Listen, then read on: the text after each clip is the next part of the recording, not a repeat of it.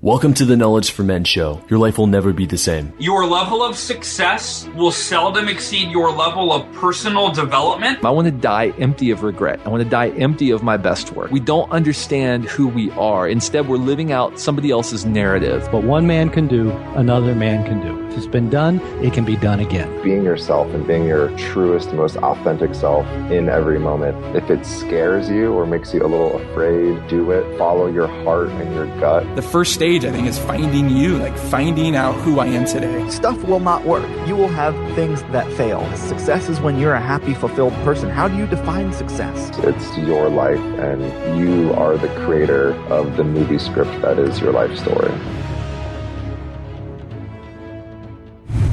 Attention, if you are a frustrated man who feels like he is not getting the results he wants in his life, health, wealth, relationships, and personal growth, then I've got a powerful free video training for you to help you become a strong, grounded man so you can unlock unlimited power in your life, business, and relationships. Go to kfmconfidence.com to get instant access to this training. Again, that's kfmconfidence.com. If you want a Cliff Notes version of the best material that I've learned after 300 interviews on this podcast about being a stronger, more powerful man, then it's all here at kfmconfidence.com. All right, guys, welcome to the show. I'm here with Cameron Herold. He's known around the world as the CEO Whisperer. He's the mastermind behind hundreds of companies' exponential growth. Cameron's built a dynamic consultancy. His clients include one of the big four wireless carriers, a monarchy. He's been an entrepreneur since day one. At the age of 21, he even had 14 employees. He's also one of the geniuses and masterminds behind 1-800-GOT-JUNK's spectacular growth from $2 million to $106 million in revenue and 3,100 employees. I was like, is that 310 or 3,100? And it's 3,100 in under 6 years. And I think that is the key point there. Cameron, welcome to the show. That's great. Yeah, thanks for having me, Andrew. It's funny, people read that and they go, is that a typo? Was it really 3,100? I'm like, yeah, that's a lot. Really, yeah, that's a lot of people. I think there's 14 guys on our team, and I'm starting to lose it here. 3,100. That's unbelievable. What kind of, if you have to look back on this journey of yours, being an entrepreneur and business owner, what would you say has been like a very impactful quote or some sort of saying that you've lived by that's helped you on your journey? Yeah, I think it's an idea that my dad gave me when I was young. And he said, you're never going to be smart enough to figure this out on your own. And he said, your R&D should stand for rip off and duplicate. He said, millions of companies have already spent millions of dollars figuring out virtually every problem or every opportunity you'll ever encounter. Just do what they're doing. Instead of trying to sit down and figure it out for yourself, you already have the cheat sheets. Go ahead and use them. Okay. So let's say I want to build a restaurant. I'm going to go and find the type of niche or restaurant that I like and that's really successful and basically rip off and duplicate their ideas. Yeah, and I would look at a few different restaurants as well. I would look at one that's in the niche that you want to be in. Like, let's say you wanted to open up a chain of, Vietnamese noodle shops. Well, you'll go study the best Vietnamese noodle shops, but then you'll also go out and look at a couple of really cool restaurant chains that have amazing cultures, and then you'll go with ones that have amazing, customer engagement, and then you'll go look at the big ones like, Chipotle and figure out how they scaled so quickly, and you'll rip off systems from all of those and take them back in. So you look for, and then you might even look for, outside of the restaurant industry, and you'll rip off and duplicate. And you'll look at, how do customers with just crazy online viral videos do it, or whatever it's going to be, but just always looking to model the masters. Yeah. And even then, I think the masters are doing it too. We were making fun of our Apple products and earlier before the call, and even Samsung will rip off and duplicate what Apple does, and vice versa. I was just at an event the last 4 days in Las Vegas, and we were sitting down with some of the best minds in business. And I mean, I was spending time with Ty Lopez and Grant Cardone and myself and Cole Harder, and everyone was literally scribbling notes down as everyone else was talking. Regardless of who was on stage, everyone else was actually taking notes. And you're always trying to grow. I think, the guy who founded, or didn't found, but Ray Kroc, who grew McDonald's, said, when you're green, you're growing, and when you're ripe, you're dead. Wow. Yeah. So this R&D component, I think, applies to all aspects of life too. You see someone who's happy in a great relationship, there's things he's doing. That's not magic. It takes a lot of work to have something like that. And so I think R&D not only applies into wanting to build a business, but even wanting to build a great life, wanting to build a great relationship. there are experts out there in those fields. It's funny, like again, at this conference I was just at, I'm kind of bringing up examples because it's very recent. Right. So I literally just got home yesterday, but there was an awful lot of my discussions that were around relationships. Mm-hmm. You know, I was talking to one guy who's been married for 27 years. He's only 41 years old. Or sorry, he's been with his girlfriend for 41 years. He's been married for about, 20 of those. He's only 41 years old. He's been with her since he was 13. And I'm like, God, like, how do you keep it going? Like, how do you keep it fresh and exciting? And how do you get over the tough periods? And how do you get through the 7-year hump? And like, what do you do? And they don't even have to be famous people, but when you're always looking to learn and to, seek to understand the other person, and instead of sitting talking about yourself or spending time talking about what we do for work, who cares what we do for work? Yeah. Yeah. You know what you do for work already. You're there to learn something. So start asking, be curious. I'm reading this book. I was just telling you, it's by Gene Simmons, the lead guy from Kiss, the rock band. And he has this book, Me Inc. And he talks about business and relationships, but he does have a very, I guess I could say, aggressive point where he just says, well, look, like you're not going to find the balance. Like you got to pick one. And he says he picked business, and he's upfront with his family and his wife that relationships come second, and I'm all in business. And I'm not promoting this. I'm not saying, guys, this is what we should do. It's the law. Gene Simmons said it. I'm just putting it out there on the table to see what you think about that. Sorry, I blanked on that, Andrew. Can you repeat? Basically, Gene Simmons says you're not going to find the balance between success in business and in relationships, because he says you got to go all in. You're either going to go all in on your business and your goals, or you're just not. Okay, that's where I thought you were. So I've said for years that balance is almost impossible, that we kind of have 5 F's. And the F's are friends, family, finance, fitness, and focus, or in faith. And we have to be equally balanced across all of those is impossible. So what you do is per quarter, you pick 2 areas to obsess on, and you let the others slide for a little bit. And then next quarter, you recalibrate and you pick 2 areas of those 5 again to focus on, and you let the other 3 slide for a little bit. So as an example, this quarter, I'm really, really obsessing around my finance side of my world and my family side of my world. So really, really focusing on those areas. Last quarter, it was around friends and it was around fitness. And just realizing that you can't be the perfect, all the time. That sometimes you have to really give her. Yeah. And then it's not beating yourself up about it. I co-authored the book, The Miracle Morning for Entrepreneurs, with Hal Elrod. Oh, great. And I talked about it in the book. I said, sometimes my miracle morning is rolling over and hugging the pillow and hitting snooze for the 7th time. That's your miracle morning. That's amazing. Sometimes my miracle mornings just suck. And I can't do the savers every single day. And you know what? I'm not going to beat myself up about it. But when I wake up the next day, I'll try again. So today was actually a really good day. Got out of bed, meditated, wrote a couple of letters that I then burned afterwards, went for a walk out in nature, had some Four Sigmatic coffee. I've got my stack of vitamins and probiotics in front of me to eat. I kind of started my day in a really great way today. And tomorrow, if I have a bad day, I'm not going to beat myself up and say, "Oh, I'm doomed forever." You're not going to be successful. It's over. It's done. Yeah. So what I'm doing now, I have about 12 morning habits that I try to do, and what I've decided to do is at least get 3 or 4 done per day. And an ideal day would be getting all 12. But even if I just at least get 4 of them per day, at least it's better than I used to be. Mm-hmm. Absolutely. It's a miracle morning just to wake up. I mean, you said you were at an event. I know which event you were at. It was in Vegas, and yesterday there was a mass shooting in Vegas.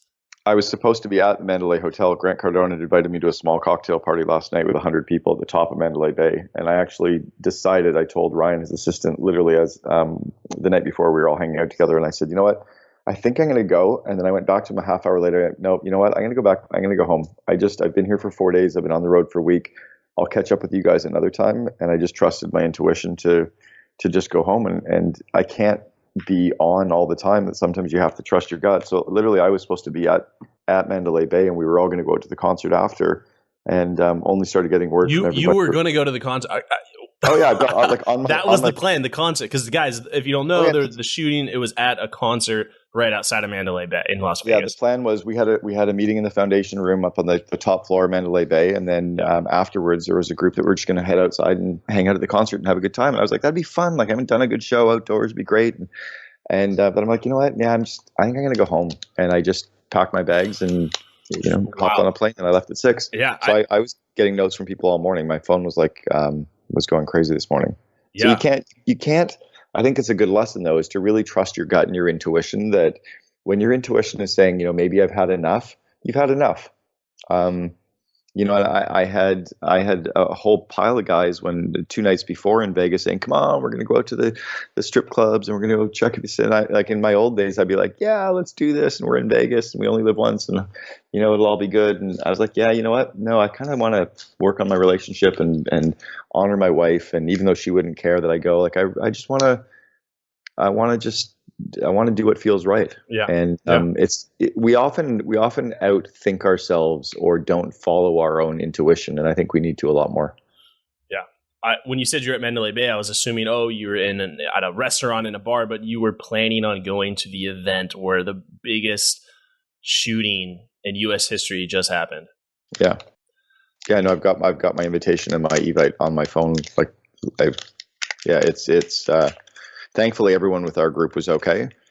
At least all reports are that everyone that was at Thrive is okay. Yeah. Wow.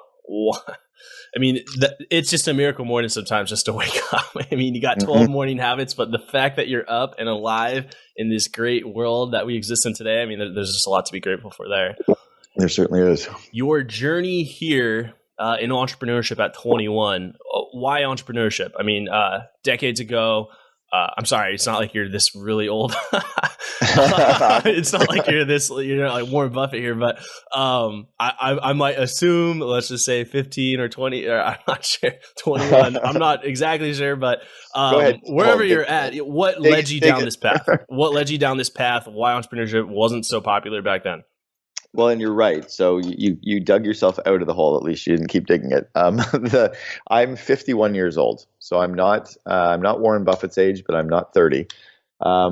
And when I was growing up, entrepreneurship was not cool. In fact, it wasn't really envied at all. In fact, when I was doing my little entrepreneurial ventures, I actually did a TED Talk. It's on the main TED.com website. It's called Raising Kids as Entrepreneurs. Okay.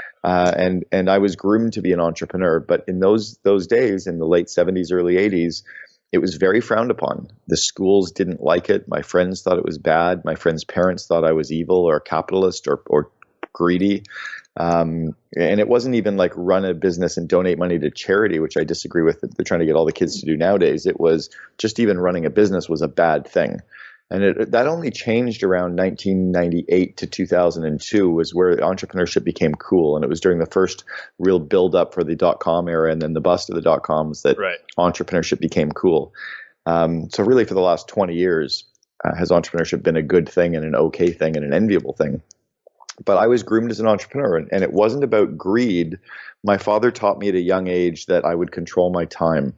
And if I could control my time, that was the most valuable of the assets that we'd have in our lives. So being an entrepreneur was about having more vacation time and having time with friends and being able to duck out with my kids in the middle of the day or hang out with my wife on a random Tuesday. And it was about time. And the money would also come because I was going to be successful and was going to make it happen. But the road to entrepreneurship was to really control my time. And today, it probably is absolutely the best lesson I'd ever learned. That's great. And did that actually happen? And how long did it take? Because we all set out with that goal of, or at least I think most of us set out with the goal that we want to be an entrepreneur, or at least create some sort of side hustle, something to freedom. We all want freedom. I think at the core of all of our needs is freedom. But what happens sometimes with that entrepreneur is it's almost it's like almost there's entrepreneurial rat race is what I have seen. So yeah, if you watch my TED Talk, you'll actually see a lot of the entrepreneurial ideas and ventures that I had as a kid. And we would now call those kind of the side hustle that we might have in business. Sure. what I was looking at was my side hustle could be something I could learn business lessons around, and that's what I would encourage people to do today. But when I was 21, I had 12 full-time employees. Right, so I did start the real pure path to entrepreneurship at quite a young age. But now I would be looking at don't take any of your little entrepreneurial ventures so seriously that you think they have to be forever or you have to make $100 million at it. Like, do an entrepreneurial venture and make $5,000. Yeah. Do another entrepreneurial venture and make $50,000. Do another entrepreneurial venture and make $500,000. Do a fourth one and make $10,000. But think of all the entrepreneurial lessons you're learning along the way, with the guide towards at some point I'm going to jump all the way across that precipice and I'm going to leave the job world and become an entrepreneur forever, if you're wired that way. But the only 3% of the people are truly wired to be entrepreneurs. The rest are really more wired to be employees. What are some of those characteristics that would make someone wired to be an entrepreneur or successful? It's funny. The medical traits of entrepreneurs, and our listeners are going to think we're a little bit crazy here, but most entrepreneurs are ADD. We're on the spectrum for attention deficit disorder. Most entrepreneurs are bipolar, so manic depressive, and I'll explain each of these in a second. And often entrepreneurs are on the spectrum for Tourette's, which is thinking out loud. So according to the medical community, we're disasters. But the reality is those are the traits that make us very unique in the world. So the attention deficit disorder, I have 17 of the 18 signs of ADD. They allow us to see everything that's happening. We're very aware of the market, the economy, our customers and pricing and suppliers and what's happening with the website and our salespeople. And we see it all, but we don't get too obsessed with one area. So it allows us to start lots of things, manage lots of things, see a lot of things that are happening, and delegate because we get bored. And then because we notice everything, we spot the little thing that's kind of out. We see the picture that's on an angle, or we see the data point on a spreadsheet that doesn't make sense. And we dive in for about 15 or 20 minutes, and we go really far down that rabbit hole on that one specific area. And then again, we delegate or outsource. So those are strengths. Those are superpowers. Now, if you're a teacher or an engineer or a lawyer, being ADD is not a good thing, but they don't make good entrepreneurs. So that's one. On the bipolar side, bipolar disorder is nicknamed by the medical community as the CEO disease. So most entrepreneurs are on the spectrum for bipolar. The mania, the excitement side of us, is why people follow us. They love our ideas and our passion and our, way out of the box thinking. Like, we don't even see the box, and that's that passion and that excitement and that vision is what makes people follow us. It's why people quit their jobs to come and join a startup, or they come and join to do this new idea. Is that mania. The stress and depression is simply us course correcting because we can't stay at such a high level for long. And our bipolar is magnified because of the stress that we're under. You can't tell your spouse or your employees or your family or your board or people around you what's really going on. You're not going to tell them that you've mortgaged everything and you're not sure if you're even going to make payroll next week, but you're trying to get them to quit their job and come to work for you anyway. So you're under this intense amount of pressure that the normal human isn't under. And then the third area is the Tourette's, and on the spectrum for Tourette's is thinking out loud. And you'll find a lot of entrepreneurs have these either nervous, strange kind of social tics, or that they think out loud, and that thinking out loud makes us feel to others more approachable and more honest, and they realize we're not sugarcoating anything, or we're not calculating. They trust us because it resonates, versus the lawyer or the engineer or the teacher who are very calculated in their way of speaking. So those are normal traits. That's how you know if you are kind of hardwired to be an entrepreneur. And then it's more the skill set. I think that's really what you were asking, is what are the skills that you might need to be an entrepreneur? And those are skills like leadership and goal orientation and, building people and conflict management, situational leadership, problem solving, et cetera, et cetera. Mm-hmm. Yeah. One other one to add, if I may, is dyslexia. Yeah. I actually won the Pinnacle Award for the International Dyslexia Association 2 years ago. They give one award per year. Bruce Jenner won it 12 years ago. Barbara Corcoran won it 6 years ago. I was given the Pinnacle Award 2 years ago by the International Dyslexia Association as an individual who's overcome a severe learning disability. And mine was dyscalculia, which is the numeric form of dyslexia. Yeah. And so these are all known as things that would reduce your ability to succeed. ADD, bipolar, Tourette's, dyslexia. They reduce our ability to succeed in school in the traditional sense. Absolutely what I'm saying. But not in life. Not in life. And the reason that these entrepreneurs do so well is because we realize that we have to work harder. We realize that it's about the cheat sheets. We realized, like I learned in grade 7, none of this matters. All of a sudden I went home in grade 7. I'm like, it doesn't. I realized that no one was ever going to actually care about my exam results. No one was ever going to really care what degree I ever got. Like, it didn't really matter. So the game for me was how to get through with the least amount of effort and knowing the most people. So I joined every club and every sport. And I was okay with getting 65% because I realized that I could learn more on my own about stuff I wanted to learn, but I didn't have to sit in the classroom and worry about, the War of 1812. Like, who cares? You could do it on your own. So it's almost like wrong vehicle. You have someone who is incredibly gifted, but is being told that they have these disabilities. I mean, what a word to label someone. It's like they're in the wrong vehicle. Put this same person in the correct vehicle where they can thrive and they can do all sorts of things. And the people who got A's on the War of 1812 might be working for this guy who got the 65, like yourself. Yeah, they normally are working for us. And I think that's the key point for people to remember, is that it's okay for us to realize that just because the medical community said we're stupid, maybe they're judging us based on their scale, not on our scale. There's not a single entrepreneur that would ever hire a doctor to run their company, like in the history of ever. Right. Yeah. And there's no doctor that would ever want an entrepreneur working in the surgery room, because we'd be disasters. So maybe we don't have diseases after all. Maybe but entrepreneurs can't create a disease. Doctors can. So they've labeled us, and we began to think it was true. Yeah. And maybe we don't have diseases after all. Maybe these are just our traits. Yeah. One thing that has helped me on my journey here is, especially in the beginning, was just this idea that rock bottom just isn't that bad. I know that I'm not in the same shoes as everyone else, but rock bottom, meaning like just not having a lot of money, you would still be able to eat. You wouldn't. You're not. It's not, because I think our minds are telling us, you don't have money, like you're gonna die, like you're not gonna be able to provide, you're not gonna be able to have resources. Our brains are subconsciously telling us that, like, we are not going to survive. Like, it comes down to that. But I don't know your political views, but I think in any Western country, you're not going to. It's almost like this country almost has your back if you fail. I know some people abuse it, but I've always felt that if rock bottom for me would. I got things in the mail from the state of California saying, like, hey, do you want food stamps? I never took them. I never actually used them. But I guess they knew that I wasn't doing so well when I was starting my business.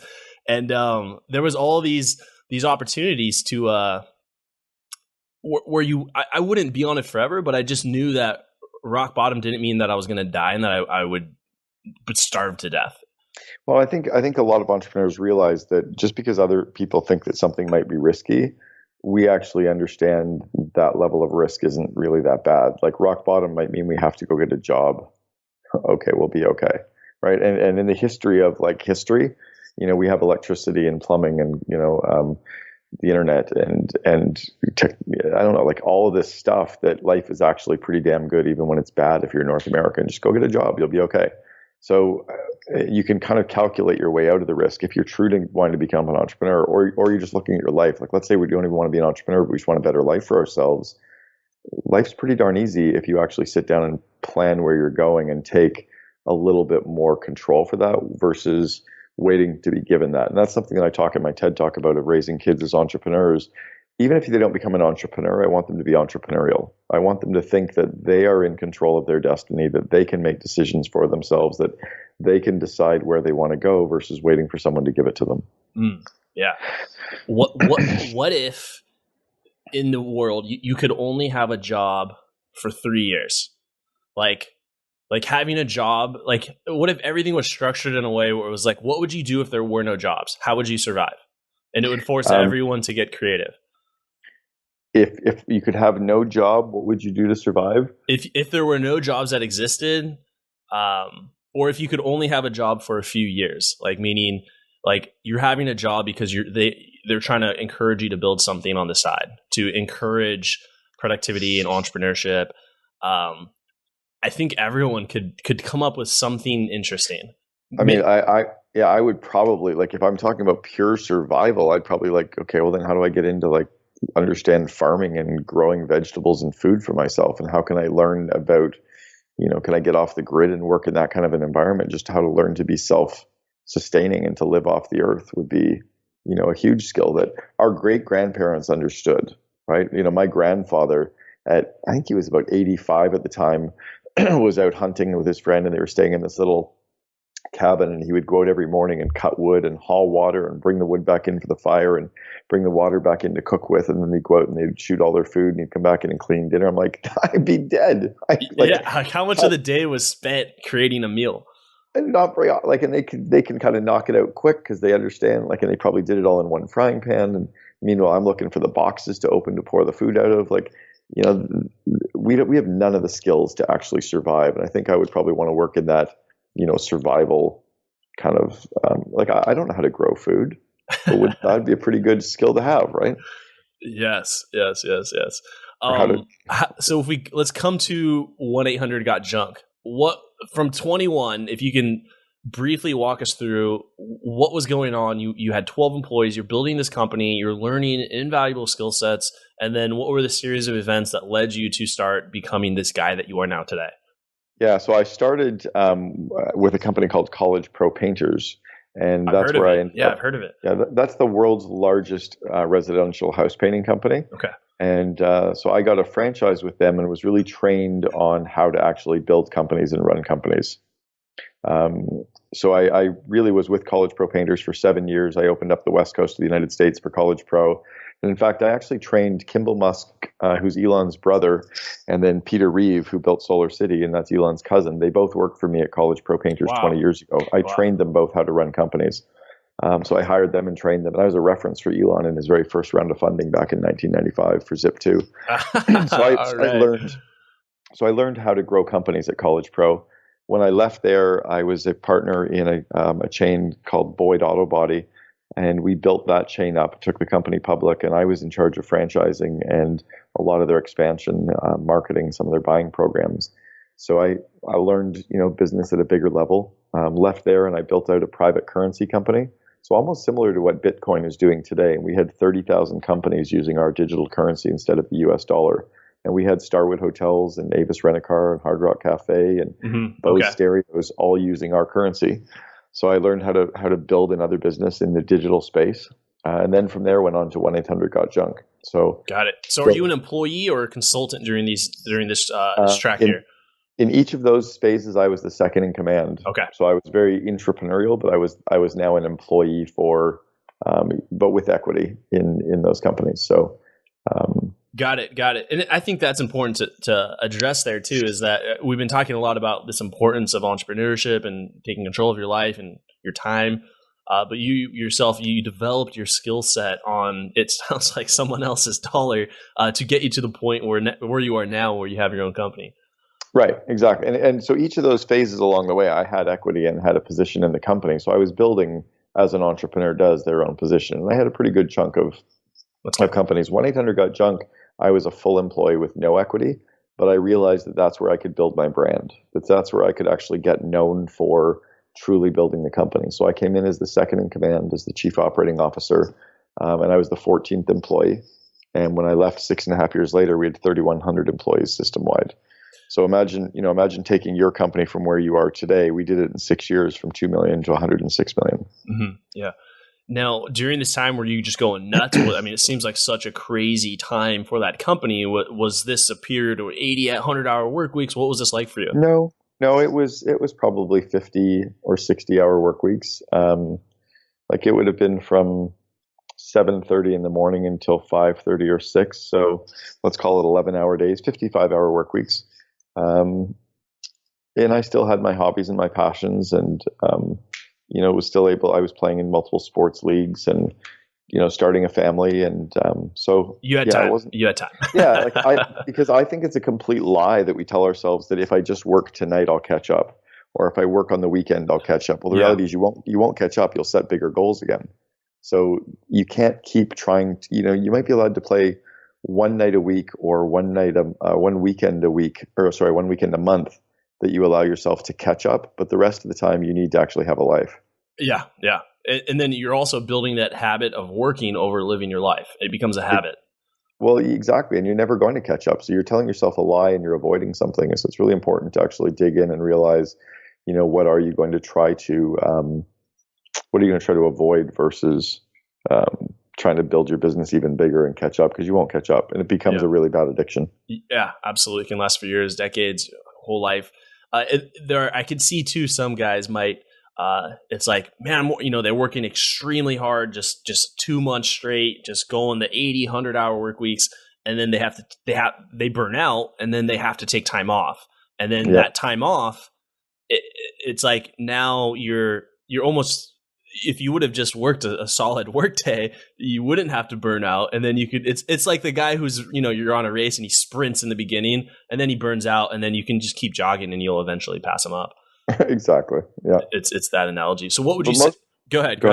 No, I was to say, most people don't take pause and think about where they are and think about what they're, where they're going and what they're trying to do. And I think that's the key, right? Is deciding, where are you in your life and what are you trying to do versus just being busy. What would you say were the major contributors of success in that stretch that you were involved in with 1-800-GOT-JUNK? Well, one was definitely the rip off and duplicate. Just finding the great systems. Like, none of what we really used were our ideas. We took the best systems. We would read books and we would put the ideas into action. We would get mentoring. We would join groups. Like right now, even in my career and the stage that I'm at, I'm involved as a member of 4 masterminds. So I'm in Genius Network, Mastermind Talks, Dan Sullivan's 10X for Strategic Coach. And then I just finished coming back from Thrive. I went to Baby Bathwater recently, and I go to some of the Maverick events. I go to Go Abundance events. I go to the main TED conference every year. So I'm probably at 8 events per year. Some of them are multiples that I pay to be involved in. And I couldn't afford to pay when I first started. I couldn't afford to be in all these groups, but I decided that it wasn't who I knew. It wasn't what I knew. It was who I knew. So investing in those groups has become critical for me. My network has become very, very strong because of that. That's a lot of groups. That's a lot. You're traveling. Do you have a credit card that gives you free air miles, I hope? No, but again, if you invest in travel, right. As an example, like at this event that I was just at, I spent a lot of time hanging out with Ty Lopez, and then Ty said, let me do an interview for my podcast about a couple of your books. Great. So we'll do a deal together. And I spent time talking to another marketing guy, and Billy Jean, he signed him as a client. I landed 2 clients while I was there who were going to pay me $80,000 a year to coach them. So I can afford to go because I know I'll do business deals and I'll learn how to grow my company, and versus sitting at home and having kind of the scarcity mentality. It's more the abundance mentality. If I invest in a flight in a hotel and joining a mastermind, I'm going to get the shortcuts. And instead of learning from failure, which is a waste of time, right, I'll learn from the success. Yeah. Mm-hmm. I go to these events and some of my clients are there. One of my clients, Tucker Max, was at the event. Another client of mine, Billy Jean, was there. Another client of mine, Mark from American Posture Institute. So I probably had 4 clients that were at this event. Met a couple more, and then did a couple business deals just by showing up and not even trying to do anything, just by being there. Yeah. And you were a member, this last event, you were just a attendant, or were you speaking? No, this one I went as an attendee. And Cole has asked me to speak next year, and I'm going to go to his January mastermind as well, as a mentor. But no, this one I was there as a normal attendee. I was investing in my growth. And it just turned out that because I was there and, who I already am in the business world, people took notice of me very, very quickly. And, right. I raised $10,000 for charity while I was there. I donated a couple of webinars. So but you're not going to get that unless you show up. You have to invest in your own growth. You have to invest in, so masterminds is a really core one as well, but selectively. Yeah. Where would you be without those groups? Oh, I'd be sitting at home working harder and trying to get people to know who I am and trying to figure things out, instead of learning from the success of other people and networking off them, getting introductions from them. How much would you say you've, dollars, invested in mastermind groups, including travel? It's about $80,000 to $100,000 a year. $80,000 to $100,000 a year for your education, networking, and business growth. like Genius Network is 25,000 a year. Strategic Coach is 20,000 a year, so that's 45. TED is 8,500, so that's 55,000. Baby Bathwater is 5. Thrive was about 3. There's another one that I'm missing. Coach, I mean, I believe you, but regardless, Mastermind Talks is 10. Mastermind Talks 10. You're still investing almost 6 figures in, and that's a year. And just to show like the magnitude, and this is a complete no brainer for you. Like if you had to go back and do this again, you would still go, here, take my money. Here. Absolutely. I would have done it earlier. I invested, the first one I got involved in was Strategic Coach back in 2002. And it's really since then, I met a guy named Evan Pagan, and Evan talked to me about investing relationships versus David Diata. D'Angelo, instead of investing in, in the stock market, put your money into masterminds and networking. So he and I were having dinner one night in LA, just the two of us, and he talked to me about that. And that really has stuck with me for the last 10 years. So, okay. Yeah, that's huge. What about, these are huge numbers, people listening who can't afford those kind of groups? What would you suggest? I would suggest finding a way to invest a little bit, finding a way to, borrow $5,000 off your credit card and off your family to go to an event and meet people and get to know them, and then go in with questions and intentions and learn. And then, the next year do it again. And then, but take those ideas and do something with them. I don't go to an event and sit there in the audience and not talk to people. Right. I put myself out there. I don't go to these events and not, I go into every discussion with intention and asking questions, and I stand up and introduce myself and, find a way. Yeah. Go ahead. Another topic is, if you're going to go to these events, sign up for the VIP level, not necessarily the highest level, but you don't want to go in at the basic level, because you're going to get better access. You're going to be sitting at the front of the room with the rest of the people that are actually doing stuff. You're going to be involved in the extra dinners or the special events where the normal members aren't. So your access to the people that are actually doing the deals are better. It's the reason why I always travel first class instead of in coach, is because in first class, I'll do a business deal on every other flight. And when I'm sitting in coach, it's probably 1 out of 10 that I'll meet someone who's actually doing anything with their life. So you can really quantify. Like I landed the guy or the woman who's the second in command for a country. So she, the country is Qatar, and it's owned by an absolute monarchy. So this guy owns the country, and she's his second in command. So I ended up doing, 6 figures worth of business with them in about a month because I sat beside her on a plane. I landed Sprint because I sat beside the CEO of Sprint on a plane. So you can quantify. If you put yourself in the right rooms and around the right people, deals happen. And that's an abundance mentality, but it's also putting yourself out there versus the scarcity mentality of, well, I can't afford it, or I don't really want to go. Well, then it's fine. Then sit at home and work hard, but you're not going to get ahead. It almost makes sense for you just to fly for the hell of it, just because you might meet stuff and to find out which destinations like have the highest conversion rate. If you go hey, if I go to New York, I just like an 80% chance I get a client. Well, I'll give you an example. There's actually data right now from the group Jet Smarter that if you're in California as an example, or the New York Miami routes, you should always fly Jet Smarter, because you're then even ahead of the people in first class. When you're flying private with 3 or 4 other people, they're ballers. They're doing something.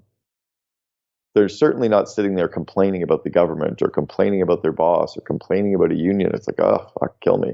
They're just not. Yeah. So put yourself around those people. Yeah. And again, it's the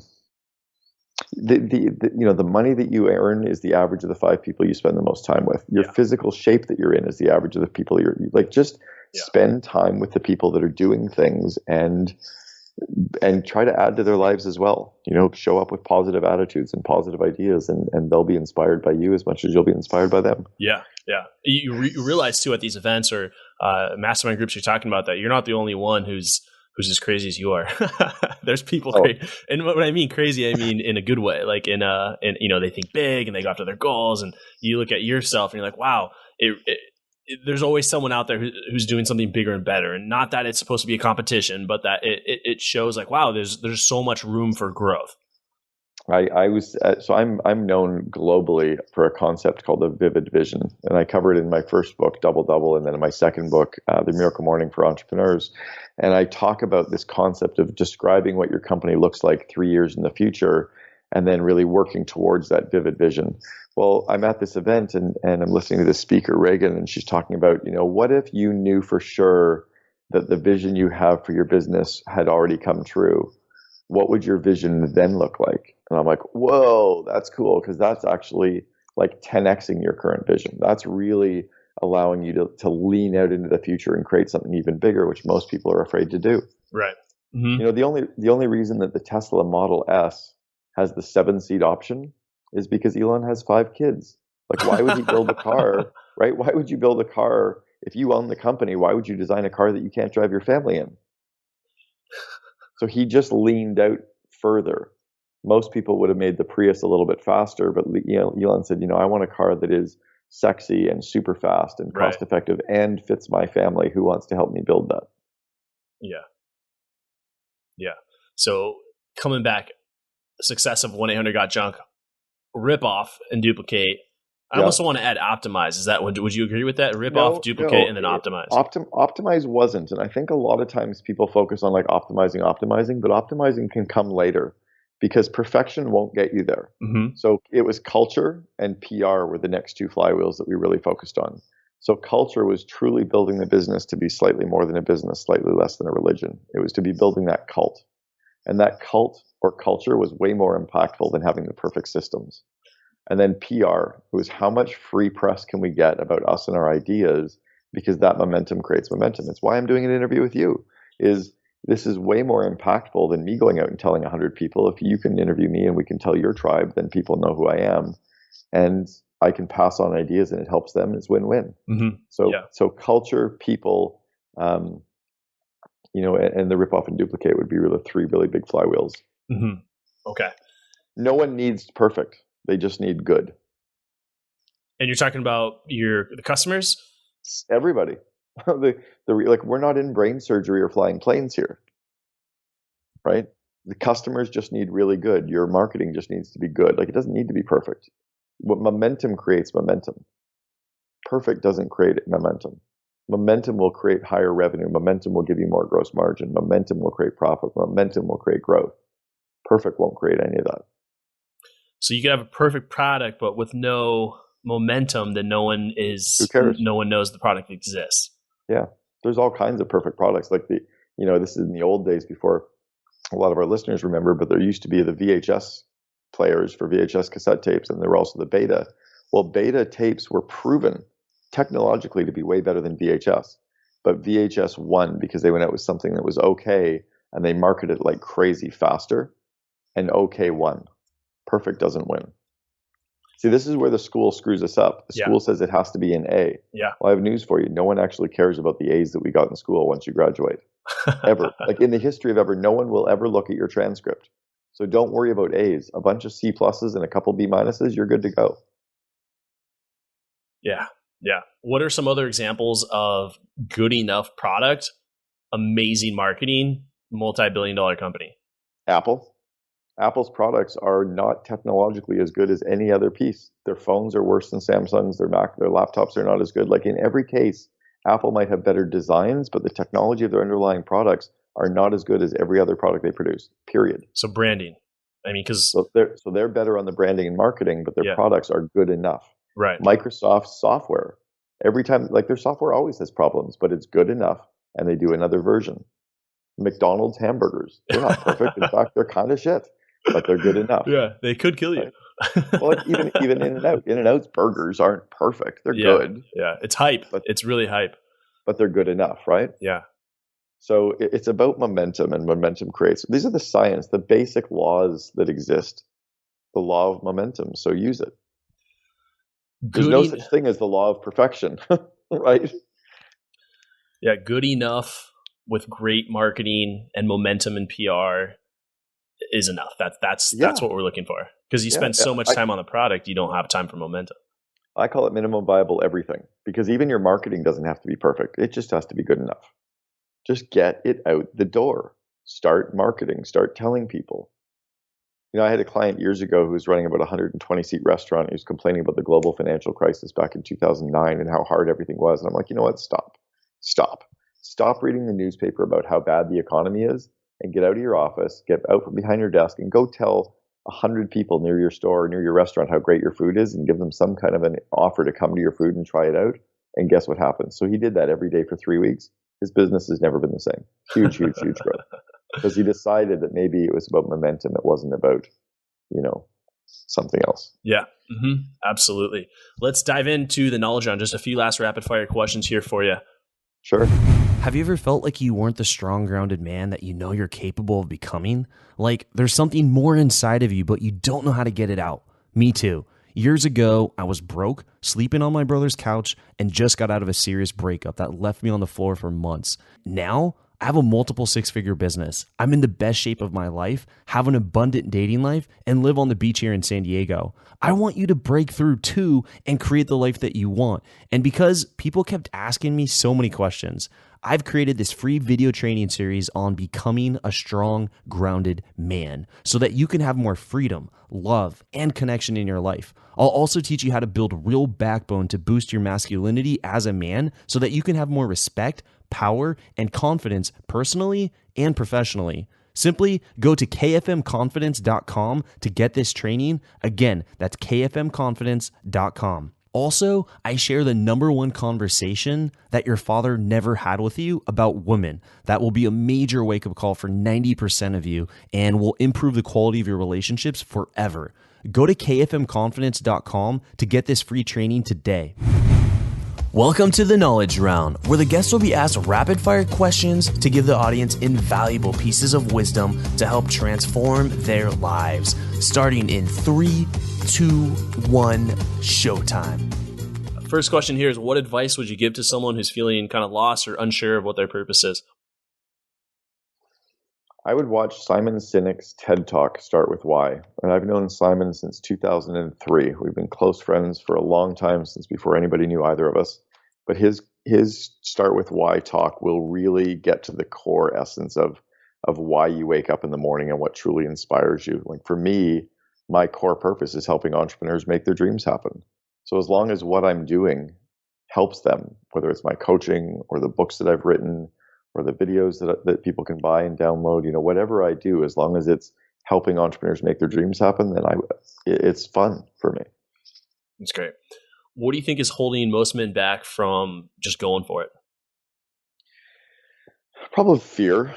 Fear, and a little bit of 17 years of being beat up in the school system that tells us all that we're not that smart.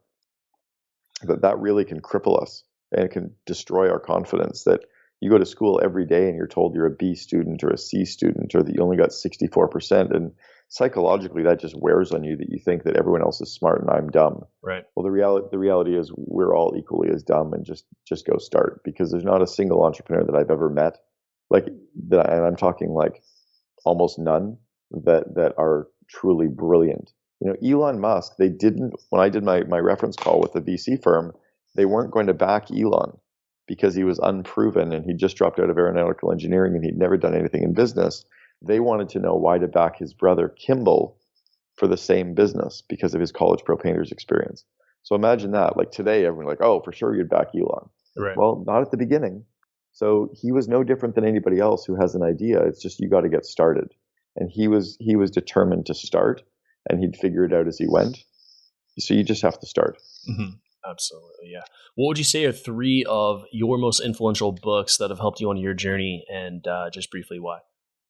One is Good to Great. I think Jim Collins did a really, really good job with Good to Great and actually writing the core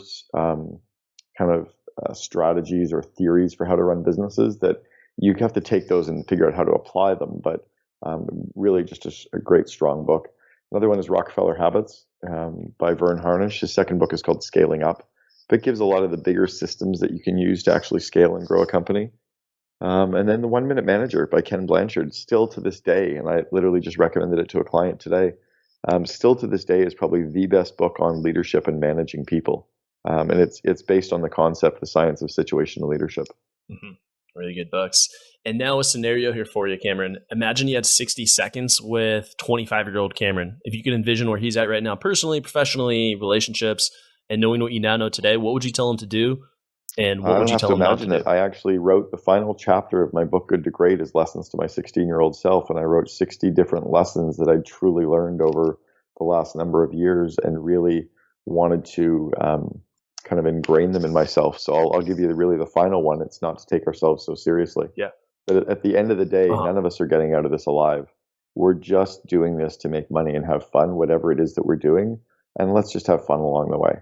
That we can this is just the ride that we're on. Let's have fun and laugh and hold hands and play and enjoy ourselves, because this is just what we're doing to make a buck. I think that's beautiful. We hear it often. There's books written about it. Guys come on here or on other shows and they say something, but why won't some people just buy that and actually enjoy it and enjoy the journey rather than take it so serious and be like, no, you don't understand my situation. I think they get trapped up into something and they just forget at the end of the day, we are really going to die. Really, every single one of us is going to die, regardless of how much planning we do and how many books we read and how hard we try, and we're going to die. So what the fuck are we here for? Excuse my language, but you may as well have fun. Again, I was at an event yesterday where literally I was supposed to be at this Mandalay Bay where everyone was getting shot, and there's people that woke up this morning dead. That they didn't go into that. They were reading a self-help book last night, or they were, working hard on a project, or they were working overtime every single day for what? And now they're gone. I think you have to remember that, reach out to a friend and give a friend a hug and have a good time and play and go for a walk and decompress and watch a fun TV show and tell a joke and have sex and do some work as well and stay focused and be true. But at the end of the day, we're given this gift of life. Let's enjoy it. Mm-hmm. Yeah, I think that is just that. And I know, I've been to 48 countries around the world, and when I go to some of the places like India or Bahrain or Thailand, and I see these kids that are out playing in the street near their village with the grass huts or in extreme poverty, and they're laughing and they're smiling, and their parents are sitting on the ground outside the huts on the dirt talking to their friends, and they're laughing and smiling and playing games and telling jokes. And I'm like, they have nothing and they're happier than most of us are in America. And it's a choice. It's a perspective that I think we've lost sight of. And even Americans working with only 2 weeks vacation is sad. I wouldn't ever work for a company unless I got at least 5 or 6. If I was going to have a job, I would look for a company that will at least honor me as a human being and give me 5 weeks vacation day one. Because otherwise, what are we doing this for? Well said. Would you say that this right here, that the last statement that you talked about, the big lesson, is that your philosophy on life? Yeah, I mean, at the end of the day, I think we were talking before the show that from the book about Me Inc. and about that we're already successful. Well, I wrote about that in my book Double Double, that I know I'm already successful. My grandfather died when I was 2, and he said, with a name like Cameron Gardner Herold, that kid's going to be something someday. And I felt like that was a curse for a long time, that I was always striving towards something. And then I remember waking up when I was about 42 or 43 years old and thinking, I'm already there. I got it. I did it. I'm already successful, and everything else for me is bonus time going forward. And I wrote about that in my book Double Double 7 years ago, that I literally do feel like everything else I do right now is a bonus. I'm over the moon in love with my wife. So in love with her. And I've got 2 kids and 2 stepkids that I love and that I want to spend time with. And I have really good friends. And, the most important thing in my day today is I'm going to a friend's home tonight for a dinner party. And I made appetizers last night to bring to the dinner party. And we get to hang out, and it's a Monday. I mean, what a great thing to go to a friend's home on a Monday night for dinner, versus working harder or working more. Right. It's like you're already there. So live it and stop chasing something that you already have. I think that's what we notice when you go to these third world countries, is they're not trying to get more because they know they never get it. They know they won't get the fancy car. Maybe they don't even know about the fancy cars, but they don't feel like they need anything else because they realize that what they want is time with their friends and their family and themselves. You know, they want to enjoy time and to enjoy themselves. You know, I went for a walk this morning in the Redwood Cedar Forest. It's a block by my house, and I just went for a walk with no phone and no earphones, and just went for a walk because I wanted to decompress after all the news from last night. It just felt nice to breathe and to slow life down. And I will still work hard, and I will still drive, and I'll still want to have things, but it's not like if I get those things, will I be happy? I'm already happy. I don't want to be chasing the horizon. You know, if you're only going to be happy when you get to the horizon, you're never going to get there because you'll set more goals. So you have to kind of play a bit of the game of, I want to work towards things for the fun of it, but not to be happy. I'm already happy. Right. What could be an analogy here for like a sport? Like it's athletes that play for the love of the game versus to win the prize. It's athletes that literally play they just get to play hockey or basketball or football or golf or whatever their sport is for the pure magic and the love of the game, and they win as well. And those are the ones who are the first one on the ice and the last one off the ice, and it's not like they're working harder. They're just like, I like to skate, you know? Like this is where this is what I do. Yeah, this is who I am. I love what I do. I love coaching entrepreneurs, and I love doing paid speaking events around the world, and I love doing interviews to help people with their lives and their business because I'm really good at it and I love it. And I would do this for free, other than the fact that my kids have to eat. But it's not. It doesn't define me anymore. And it used to define me. I used to walk around with a logo on my back thinking that I was a company. Yeah. And now I'm realizing I am me, but at least I know what my core purpose is and I'm driving towards that. But I'm also waking up every day thinking, like, man, we woke up today. Fuck, we woke up. Like, we're alive. And for me right now, it's sunny outside, and I'm looking at my calendar to figure out where, you know, when I can go for a run today, because I want to go for a run down by the ocean. And like, life is pretty dark. In fact, I can go right now. When I'm done with you, I got an hour. So it's like what a pretty good day, right? Like life is pretty awesome. Life's pretty awesome. Good. It's really awesome. You know, but if we sit down and say, if I have this, then I'll be happy, then you're setting yourself up for a hard life. Right. What's the first thing you want the audience to do here when we end? I guess based on what's just happened, you know, the news of what's just happened in Las Vegas, I'd like them to go hug someone. And if they're around a blood donation clinic, go give blood today, because, you know, you never know what city you're in. People need it. Right now they need it in Vegas because of all the shootings. But let's go hug somebody today and maybe give blood. There it is. I know that might not have been what you're looking for in terms of a lesson or something, but, you know, I think hugging somebody is a pretty good lesson. I think it's a good lesson too. I think it's something that we all know we could do more of, and that's a powerful way to end here. Cameron, this has been a fantastic show here. For all of those listening, please check out CameronHerold.com, and that's HEROLD.com. Also, go to YouTube, check out his TED Talk, Cameron Herold, and books, obviously, Amazon, Cameron Herold, everything pops right up. This has been a fantastic show, and I want to thank you for being vulnerable and sharing your lessons here with my community, Cameron. Hey, Andrew, thanks for having me, man. I appreciate it. It was a really good time.